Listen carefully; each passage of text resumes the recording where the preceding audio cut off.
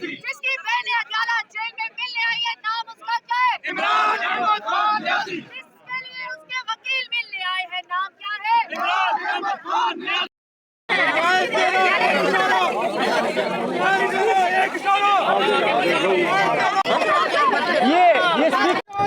बेशुमार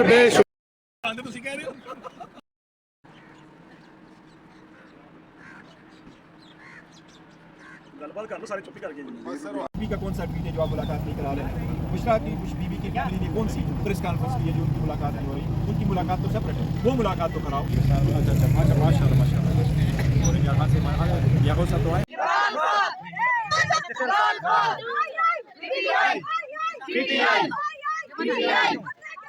आजादी आजादी आजादी।